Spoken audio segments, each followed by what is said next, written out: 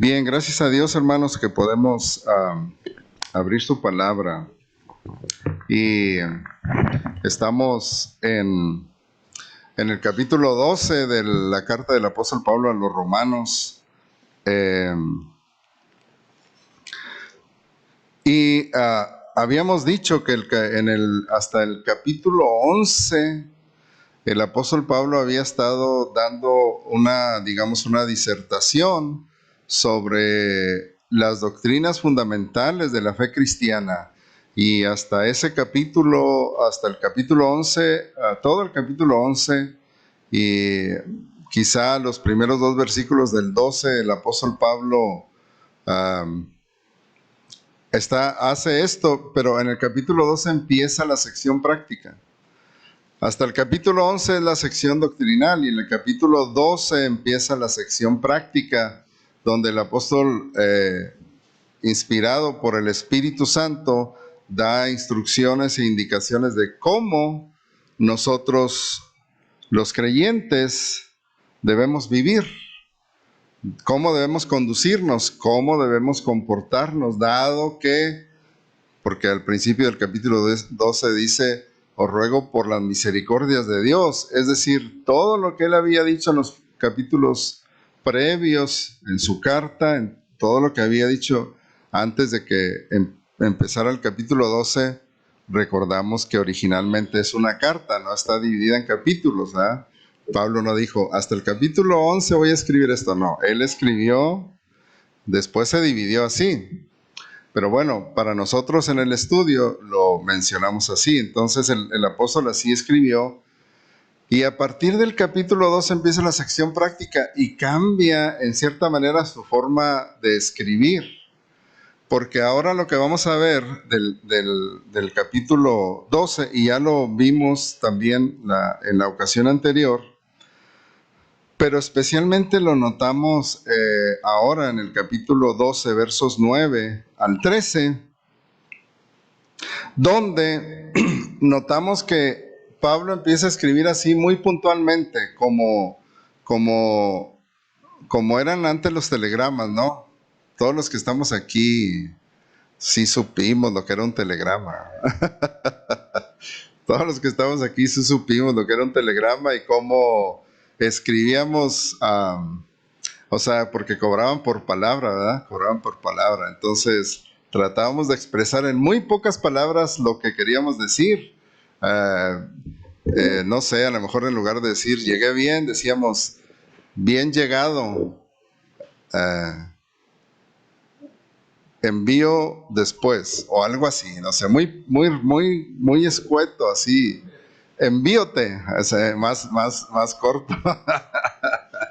Entonces, Pablo en estos versículos escribe así, y dice, por ejemplo, verso 9 al 13, el amor sea sin fingimiento, punto. Aborreced lo malo, seguid lo bueno, punto. Amados los unos a los otros con amor fraternal. En cuanto a honra, prefiriendo los unos a los otros. En lo que requiere diligencia, no perezosos, fervientes en espíritu, sirviendo al Señor, gozosos en la esperanza, sufridos en la tribulación, constantes en la oración, compartiendo para las necesidades de los santos, practicando la hospitalidad. Así es que así el apóstol va dando punto por punto, no se detiene a dar más explicación, solamente dar la instrucción dirigido por Dios. Y vamos ahora, en esta ocasión, a poder reflexionar un poquito en cada una de ellas, perdón, porque es importante para nuestra vida espiritual. Lo primero que dice el apóstol ahí, lo que dicen nuestras Biblias en el capítulo 12, verso 9, el amor sea sin fingimiento, aborrecer lo malo, seguir lo bueno. El amor en el Nuevo Testamento, y si lo enfocamos en las cartas del apóstol Pablo, siempre ocupa ese lugar central en la fe cristiana, Por ejemplo, en Gálatas capítulo 5, cuando habla del fruto del Espíritu, lo primero que menciona es el fruto del Espíritu es amor. Y muchos dicen que en realidad el fruto del Espíritu es amor. Y lo demás se desprende de ahí: gozo, paz, paciencia, benignidad, bondad, fe, mansedumbre, templanza. Y luego también todos conocemos el capítulo de 1 Corintios 13, donde Pablo hace una disertación precisamente sobre el amor. Cuando dice: si yo hablaré lenguas humanas y angélicas y no tengo amor, soy como metal que resuena o címbalo que retiñe, y así. Y luego termina diciendo ahí, dice: y ahora permanece estos tres, la fe, la esperanza y el amor, pero el mayor de ellos es el amor. Y es fundamental en la vida cristiana, el amor sea sin fingimiento, el amor debe ser sincero, sin hipocresía. Y el resto de las instrucciones que el apóstol o que Dios nos da aquí a través del apóstol Pablo, estas instrucciones en general se desprenden del amor de Dios, porque la palabra que usa aquí es ágape, que es el amor de Dios. En griego había varias palabras para amor. Y más adelante habla del amor fraternal, que es diferente, pero se desprende también del amor de Dios, el amor ágape, que es el amor desinteresado, el amor que Dios nos ha dado a nosotros. Y una de las cosas que llama la atención aquí que el apóstol Pablo menciona es cuando dice: aborreced lo malo. Porque generalmente pensamos que el odio, porque la palabra que usa aquí en griego para aborrecer es muy fuerte, es una palabra muy fuerte, es odiar, despreciar, detestar algo. Y se nos dice a nosotros que debemos odiar, que debemos aborrecer, que debemos detestar lo malo. Eso es lo que Dios nos dice a nosotros en este versículo. Y creo que es muy pertinente para nosotros en este tiempo en que los valores cristianos están siendo sometidos a un ataque constante de diferentes lugares. Los valores cristianos están siendo atacados, están sufriendo esta arremetida para denostar los valores cristianos. Y sin embargo, o sea, para que aceptemos, se nos está presionando para que aceptemos lo malo como bueno, que es también lo que dice Isaías, ¿no? Allá en Isaías capítulo 5, hay de aquellos que a lo malo le llaman bueno, a lo bueno le llaman malo, a los que hacen a las tinieblas luz y a la luz tinieblas, y los que toman lo amargo por dulce y lo dulce por amargo. El odio hacia el pecado es una actitud que nos enseña la palabra de Dios. Dios, en el Salmo 11, verso 5, por ejemplo, Salmo 11, 5, dice la Biblia: Jehová prueba al justo, pero al malo y al que ama la violencia, su alma los aborrece. Eso es lo que dice la Biblia. Al malo y al que ama la violencia, su alma los aborrece. Dios aborrece al malvado. Y Salmo 97:10. En el Salmo 97:10, alguien búsquelo por favor, y alguien más busque Proverbios 8:13. Proverbios 8:13. ¿Alguien tiene Salmo 97:10? Sí, Elizabeth. Los que amáis a Jehová, aborreced el mal. Él guarda las almas de sus santos, de mano de los impíos los libra. Amén, gracias. Los que amáis a Jehová, aborreced el mal. Dios aborrece la maldad, Dios aborrece también al malo, dice, y al que ama la violencia. Y a nosotros se nos manda aborrecer el mal. En Proverbios 8:13, ¿cómo dice? Gracias. Bien, gracias, Norma. El temor de Jehová es aborrecer el mal.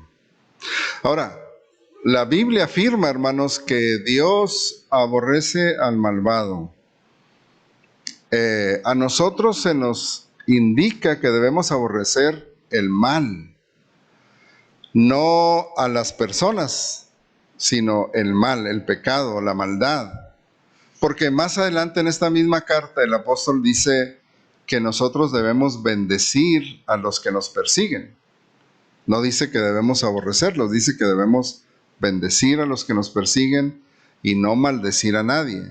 Pero bueno, como veíamos y como dice el profeta Isaías, siempre en todas las generaciones ha habido quienes llaman a lo bueno malo y a lo malo bueno, que hacen de las tinieblas luz y de la luz tinieblas, y que toman lo dulce por amargo y lo amargo por dulce, dice el profeta Isaías. Y actualmente se nos presiona para que nosotros también aceptemos lo malo como bueno. Tenemos nosotros como creyentes recordar esto: debemos aborrecer el mal. Eso se nos manda aquí, es muy claro. El que la mayoría de las personas adopten una postura o adopten una conducta que la Biblia condena, si la Biblia condena algo como malo, pecaminoso, entonces lo es. Y aunque la mayoría de las personas lo tomen como bueno, para Dios sigue siendo malo. En el tiempo de Noé, por ejemplo, solo 8 personas de toda la humanidad en ese tiempo se salvaron del diluvio. Es decir, la mayoría no ganó. No, bueno, por decirlo de alguna manera, en esto, hermanos, no es democracia. Dios es el rey y Dios es el legislador. Y Dios es el juez, dice el profeta Isaías. Dios es el rey, Él es el legislador y Él es el juez. Así es que Él dicta las leyes, Él las ejecuta y Él castiga también al que desobedece. Así es que lo que Dios dice que es malo, aunque todos lo hagan.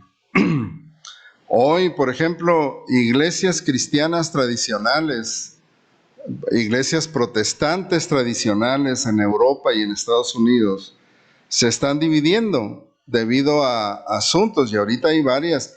De hecho, la pandemia interrumpió en cierta medida los procesos de división de varias denominaciones por el asunto de los matrimonios homosexuales y de los ministros homosexuales y de los ministros transgénero. Ya les dije que hay varias. Hay al menos 2 denominaciones que ya han aceptado tanto ministros homosexuales como ministros transgénero. Y de hecho ya hay un obispo que es transgénero. No sé si decir obispo u obispa, pero es transgénero. Y eso, hermanos, está en la iglesia, y las iglesias se están dividiendo por ese asunto.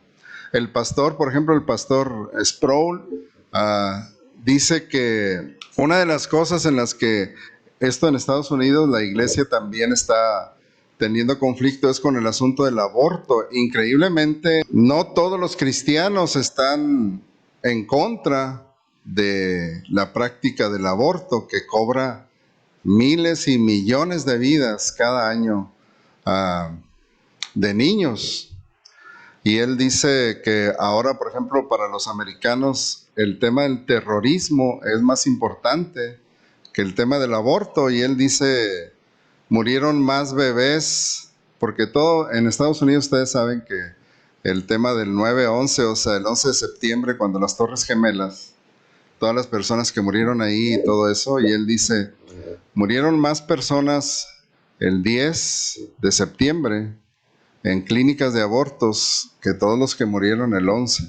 Murieron más bebés, fueron asesinados más bebés el 12 de septiembre que todos los que murieron el 11 de septiembre en las Torres Gemelas. Y es verdad. Pero él también dice que muchos pastores no quieren hablar del tema en sus iglesias porque tienen miedo que la gente se vaya.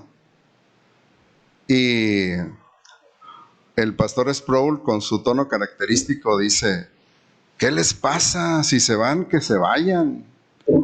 Y bueno, pero así es. Tristemente, temas como ese están ahora afectando a la iglesia. Hay personas que llaman a lo malo bueno. Y hay quienes no quieren tocar esos temas. Y como dije antes, ustedes pueden encontrar en diferentes iglesias y en diferentes grupos, y estamos hablando de grupos grandes donde no se tocan esos temas, no se toca el tema del infierno, no se tocan los temas del castigo eterno, del juicio de Dios, por lo mismo, porque la gente luego se ofende y se va. Por eso voy a decir esto, y yo entiendo, hermanos, cuando nosotros tenemos el deseo de que nuestros amados puedan congregarse y puedan asistir a una iglesia, y yo entiendo, y lo digo, Maribel, porque yo entiendo el corazón de un padre, y cuando uno dice, pues que se congreguen donde sea, bueno, sí, pero no donde sea, se congreguen donde haya una doctrina sana, bíblica, porque hoy tenemos que tener cuidado con todas esas cosas que están dándose en la iglesia. Como les dije, por ejemplo, la iglesia presbiteriana en Estados Unidos ya abiertamente están celebrando matrimonios con personas del mismo sexo. Iglesia luterana en Estados Unidos igual. Iglesia metodista ya se dividió por eso. Están en proceso ahorita, pero se están dividiendo por ese motivo. Y algunos, por ejemplo, leía de un obispo de una iglesia, creo que era congregacional, una iglesia congregacional en Estados Unidos. Él renunció a la denominación por eso, porque la denominación aceptó los matrimonios homosexuales, y él renunció junto con otros pastores. En la iglesia metodista hay obispos, en otras iglesias hay obispos, no solo en la iglesia católica. Entonces él renunció, y otros pastores de su diócesis, como ellos lo llaman, también renunciaron por lo mismo, siguiéndolo a él. Pero está sucediendo, hermanos, a lo malo se le va a llamar bueno y a lo bueno malo.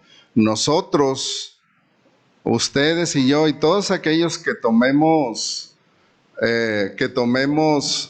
una postura congruente con la Biblia, a nosotros se nos llama y se nos va a llamar intolerantes, fanáticos, cerrados y muchas otras cosas, porque no estamos de acuerdo con eso. Ahora, no estoy diciendo, porque la Biblia, y quiero aclarar esto, no estoy diciendo que la Biblia nos diga que aborrecemos a las personas, aborrecemos la maldad, bendecimos a las personas, pero aborrecemos el pecado, porque eso causa mucha destrucción a la vida de las personas y destruye familias. Luego en el versículo 10 dice el apóstol Pablo: amaos los unos a los otros con amor fraternal, en cuanto a honra, prefiriendo los unos a los otros. Ahora, antes de pasar en este versículo, hermanos, voy a hacer un paréntesis, porque ahorita que veíamos esto que dice el apóstol Pablo de aborrecer el mal, y a través de las escrituras hemos visto cómo Pablo constantemente cita el Antiguo Testamento y hace referencia a lo que Dios dijo en el Antiguo Testamento, hace referencia a la revelación de Dios. Él mismo se sujetó a la palabra de Dios. ¿Por qué digo esto? Porque hay algunos que dicen que la fe cristiana, la doctrina cristiana, fue inventada por Pablo. Y vemos al estar recorriendo hasta ahora la carta del apóstol a los romanos, vemos que él siempre está haciendo referencia a las escrituras, como ahorita cuando dice aborrecer lo malo, porque el Antiguo Testamento lo dice, los salmos lo dicen, Dios lo dice en el Antiguo Testamento. Él siempre se fundamentó en la palabra de Dios y en lo que el Señor Jesucristo le dio. Amaos los unos a los otros con amor fraternal, en cuanto a honra, prefiriendo los unos a los otros. Un creyente verdadero ama a sus hermanos. El amor a los hermanos en la fe, hermanos, nos da una referencia y es en cierta manera una evidencia, o en cierta medida es una evidencia de nuestra relación con Dios, de cómo está nuestra relación con Dios. En 1 Juan 3:14, el apóstol, hablando acerca de esto, dice: nosotros sabemos que hemos pasado de muerte a vida en que amamos a los hermanos. El que no ama a su hermano permanece en muerte. Así es que el amor a nuestros hermanos es una medida que refleja nuestro amor a Dios. Y el Señor Jesucristo lo enseñó. En el Evangelio de Juan lo vemos, en el Evangelio de Lucas, cuando el Señor contó, por ejemplo, la parábola del buen samaritano, la contó a los judíos, y la pregunta del escriba, que le hizo la pregunta al Señor, ¿quién es mi prójimo? Porque eso le preguntó, ¿y quién es mi prójimo? Porque Jesús citó del Antiguo Testamento, amar a Dios con todo nuestro corazón y a nuestro prójimo como a nosotros mismos. Y la pregunta fue, ¿y quién es mi prójimo? Y entonces Jesús le contó la parábola del buen samaritano y luego le preguntó, ¿quién fue el prójimo del que cayó en desgracia? Y el judío, por no decir el samaritano, dijo, el que mostró misericordia con él, porque no quiso decir el samaritano. Entonces, Jesús enseñó eso también acerca del amor a nuestro prójimo, y en el caso de nosotros, el amor a nuestros hermanos, porque eso es una medida, es una referencia de nuestro amor a Dios. El mismo apóstol Juan en 1 Juan 3, no lo leímos todo, pero él dice, y ustedes saben esto, que él dice, ¿cómo podemos decir que amamos a Dios a quien no hemos visto y no amamos a nuestro hermano a quien sí podemos ver? O sea, es incongruente. Pero a veces hacemos eso, por eso se nos llama a que mostremos amor fraternal y decir en cuanto a honra, prefiriéndoos unos a nosotros, debemos honrar a nuestros hermanos, debemos preferir a nuestros hermanos en la fe. ¿Y cómo lo hacemos? No es mero sentimentalismo. En Efesios 4, 31 y 32 nos da algunas indicaciones cuando dice, quítense de vosotros toda amargura, enojo, ira, gritería y maledicencia y toda malicia. Antes sed benignos unos con otros, misericordiosos, perdonándoos unos a otros, como Dios también nos perdonó a nosotros en Cristo. Y bueno, esa es una de las cosas. Está hablando de nuestra relación con los hermanos, que nos quitemos la amargura, el enojo, la ira con nuestros hermanos, la maledicencia, la gritería.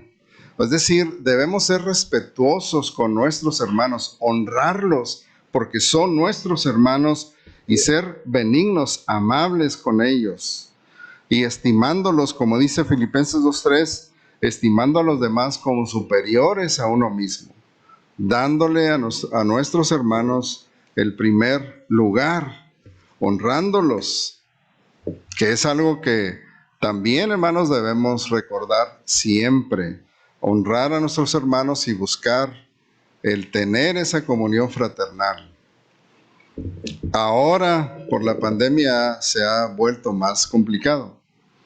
Pero de todos modos se puede, o sea, al terminar, por ejemplo, los domingos al terminar nos sentamos a platicar y convivimos y conversamos y compartimos. Es parte del amor fraternal, el desear estar con nuestros hermanos, el desear congregarnos, el desear compartir, orar unos por otros y tratar con respeto y honor a nuestros hermanos. Es una evidencia de nuestra relación con Dios.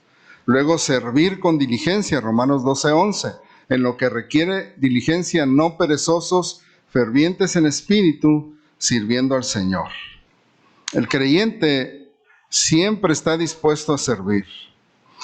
El ser ferviente en espíritu se refleja en nuestra disposición a servir. Ser ferviente en espíritu se refleja en nuestra disposición a servir. Porque tenemos, como nuestro trasfondo en general es católico, tenemos generalmente en nuestra mente la idea de una persona santa, es una persona como las imágenes que están en la iglesia, ¿no? Que está así y con la vista hacia arriba y así. Esa es una persona ferviente. Puede ser que sea parte, pero en realidad una persona ferviente está dispuesta a servir al Señor. Se muestra en la disposición a servir. Por ejemplo, cuando nosotros hace, ¿qué? 2 años ya, bueno, más de un año que tuvimos la obra de Navidad, ¿no? Que pues unos trabajaron en los diálogos, otros trabajaron en la escenografía, otros en la iluminación, otros en los vestuarios, y así es disposición a servir. Eso es disposición a servir. Cuando, por ejemplo, estamos dispuestos a ayudar a alguien en necesidad, por ejemplo, la hermana Cirila que está ahí en la isla. Aquí escribí el ejemplo de Norma, no sabía que Norma iba a estar aquí, pero ni modo.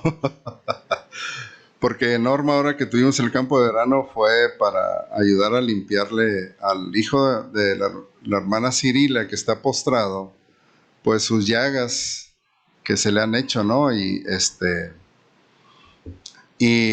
yo la verdad no lo había visto hasta después que fui con mi esposa, y es muy impresionante, es muy impresionante. Y no cualquiera en realidad puede hacer eso, y no cualquiera estaría dispuesto a hacerlo, y es disposición a servir.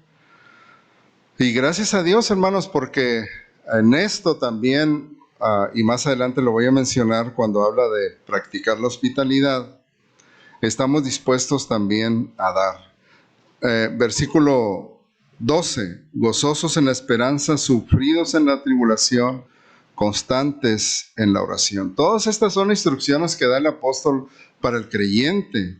Nosotros tenemos una esperanza que nos produce gozo. La esperanza, dice en Romanos capítulo 5, versículos del 1 al 5, justificados pues por la fe tenemos paz para con Dios por medio de nuestro Señor Jesucristo, por quien también tenemos entrada por la fe a esta gracia en la cual estamos firmes y nos gloriamos en la esperanza de la gloria de Dios. Y no solo esto, sino que también nos gloriamos en las tribulaciones, sabiendo que la tribulación produce paciencia, y la paciencia prueba, y la prueba esperanza, y la esperanza no avergüenza, porque el amor de Dios ha sido derramado en nuestros corazones por el Espíritu Santo que nos fue dado. Así es que nos gozamos en la esperanza, porque la esperanza que tenemos, hermanos, es una esperanza segura. No es algo que, así como por decir, pues espero que el equipo de fútbol de México gane la medalla de oro. Bueno, pues es una esperanza que puede que suceda, puede que no sabemos, no hay ninguna seguridad. Pero la esperanza que nosotros los creyentes tenemos es una esperanza segura, que dice el escritor de Hebreos, es una firme ancla de nuestra alma. Hebreos 6, 18 y 19. Dice, para que por 2 cosas inmutables en las cuales es imposible que Dios mienta, tengamos un fortísimo consuelo los que hemos acudido para asirnos de la esperanza puesta delante de nosotros, la cual tenemos como segura y firme ancla del alma y que penetra hasta dentro del velo. La esperanza que tenemos los creyentes es una firme y segura ancla del alma. Tenemos la esperanza de la venida del Señor Jesucristo, la manifestación gloriosa del Señor.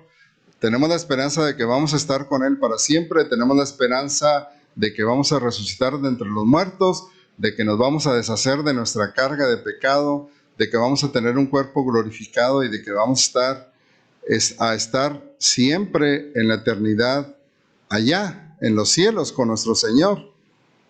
Y es una esperanza que es segura. la fe, digamos, por ilustrarlo de una manera, la fe con la fe vemos hacia el pasado, hacia lo que Dios hizo en Cristo, en la cruz para nuestra salvación y sus promesas, y con la esperanza vemos hacia el futuro. Es como la fe que ve hacia el futuro, y es una segura ancla del alma. También, hermanos, la tribulación es algo seguro y siempre está ligada a la esperanza. Sufridos en la tribulación. La esperanza, la paciencia y la tribulación vienen juntas, como leímos ahí en Romanos 5. Sufridos se refiere a ser perseverantes, pacientes, como lo fue Job en su tribulación. Sufridos en la tribulación. Hace un rato cantamos el himno En Jesucristo, mártir de paz. Ese himno lo escribió una hermana cristiana, una hermana que se llamó Fanny Crosby. Ahí en los himnarios viene, en la parte izquierda viene su nombre, arriba en el himno, dice Fanny Crosby. Vienen otros nombres, pero viene el nombre de ella, himno 123. Fanny Crosby, cuando nació, no sé si todavía se hace eso, los médicos que están aquí me pueden decir si es así todavía o no, pero en el tiempo en que ella nació, a los niños se les ponía un medicamento en los ojos para evitar cierta enfermedad, no sé, ¿todavía se hace así? Bueno, entonces cuando ella nació le pusieron le pusieron un medicamento, pero se equivocaron, no sé, o sea, le pusieron algo que finalmente le causó quedar ciega. Fue un error de los médicos lo que pasó con ella y quedó ciega. A pesar de eso, en su tribulación, ella compuso, se cree que unos 3,000 o 5,000 himnos cristianos, himnos para alabanza de Dios, en su condición. Siendo ciega, aprendió música y ella compuso miles, literalmente miles de himnos para el Señor. Uno de ellos es ese que cantamos, En Jesucristo, mártir de paz. Y pues habla de la tribulación. En horas negras de tempestad hallan las almas dulce solaz, grato consuelo, felicidad. Si en nuestra lucha falta la fe y el alma vese desfallecer, Cristo nos dice, siempre os daré gracia divina, santo poder. Entonces, ella de su tribulación surgió la gloria y la alabanza para Dios, porque en la tribulación Dios moldea nuestro carácter y nos da paciencia. Algunos nos enseña a ser pacientes. Algunos quizá batallan con la paciencia. Otros batallamos con otras cosas. Decía un pastor, pues yo batallo con la paciencia y yo le digo al Señor, Señor, dame paciencia, pero dámela ya. Todavía no aprendía. Entonces, a veces así nosotros somos, pero la tribulación moldea nuestro carácter y fortalece nuestra paciencia, y constantes en la oración. Debemos tener nuestros tiempos de oración, como Jesús enseña en Mateo 6, cuando dice, tú cuando ores entra en tu aposento, cierra la puerta y ora a tu Padre que está en secreto. Eso es bíblico. También es bíblico lo que decía Benji, por ejemplo, hace un rato, que cuando piensan sus hermanos en cualquier hora del día, no solo piensa en ellos, yo estoy seguro que en su corazón eleva una oración a Dios por ellos, que es lo que nosotros también hacemos. El creyente está, digamos así, en un constante diálogo con Dios mientras camina cada día, mientras va conduciendo su auto, mientras está en la casa, mientras está en el trabajo o en la escuela, está pensando en Dios y en su corazón está elevando oraciones a Dios a cada momento. Y eso es parte de nuestra vida cristiana, constantes en la oración. Y seguramente muchas veces pedimos perdón a Dios, especialmente cuando vamos manejando, por los corajes que hacemos. Y por último, verso 13, compartiendo para las necesidades de los santos, practicando la hospitalidad. Una de las cosas que Dios le enseñó a su pueblo Israel fue esa.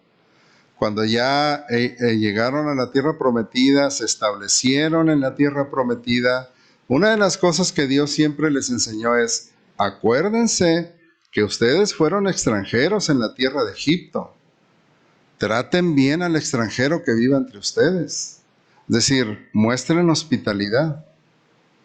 Y esa es una de las características del creyente, el mostrar hospitalidad, que es no solamente recibir a otros en nuestra casa, invitar a los hermanos a comer, a cenar, invitar al pastor,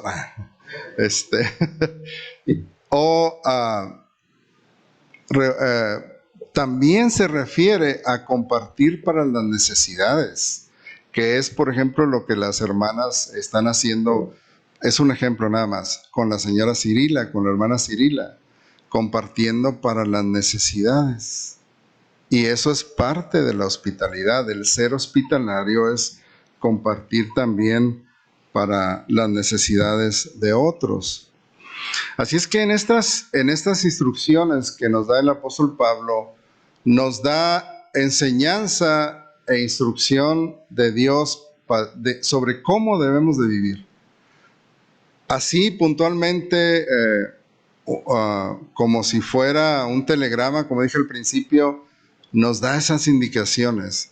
Y es algo que nosotros debemos tener presentes en nuestra vida diaria, en nuestra vida cristiana, el orar, si estamos pasando por una tribulación, mantenernos firmes con paciencia, el amarnos los unos a los otros, en preferir a los hermanos, en estar dispuestos a servir y en compartir y ser hospitalarios. Dios nos enseña eso, Él en su carácter así es bueno, es bondadoso, es benigno y suple nuestras necesidades cada día. Y nosotros debemos reflejar ese carácter amándonos unos a otros, aborreciendo el mal y ayudando a los que tienen necesidad. Después Pablo va a abordar el tema de cómo nos relacionamos con los de afuera, con los que no son creyentes. Y eso lo vamos a ver el próximo domingo, Dios mediante.